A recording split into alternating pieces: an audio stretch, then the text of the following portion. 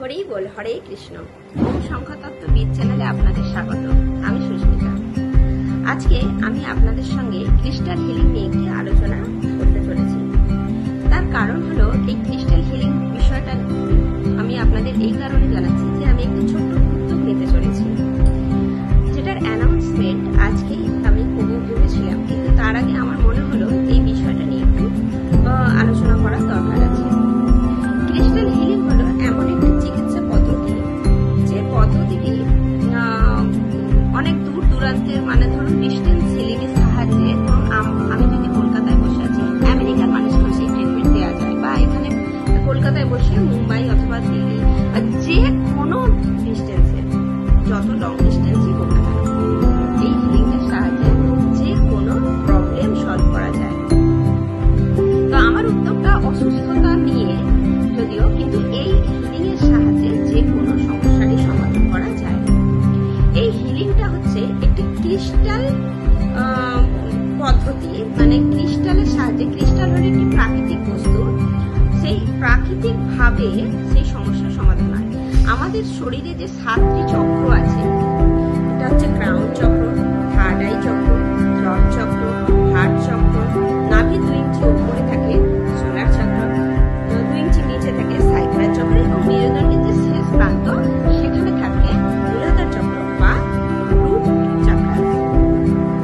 এই চক্রগুলোকে যখনই ব্যালেন্স করা হয়, যে চক্রটা ইমব্যালেন্স থাকে সেই জায়গা থেকে আমাদের সমস্যা সৃষ্টি হয়, এবং এই ইমব্যালেন্স চক্রকে যখনই ব্যালেন্স করা হবে, তখনই সেই সমস্যার সমাধান হতে শুরু করে।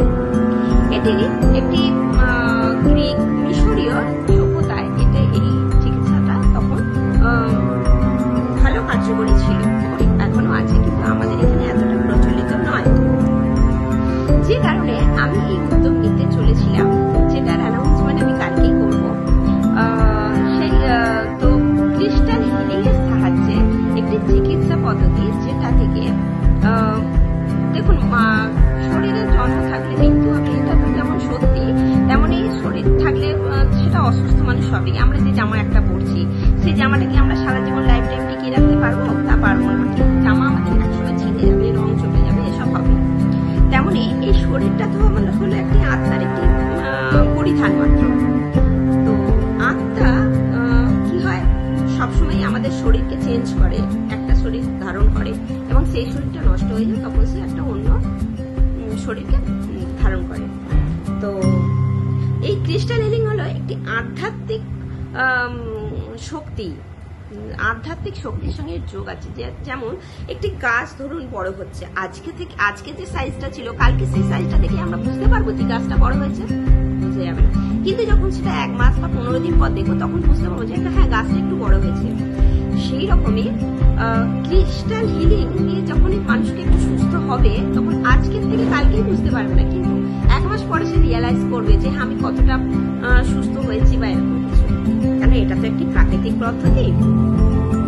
তো প্রকৃতির উপর বিশ্বাস রাখতে হবে, এবং সেটার উপর আমরা বুঝতে পারবো যে কতটা রিয়েলাইজ হলো। তো ভিডিওটা আমি বেশি বড় করতে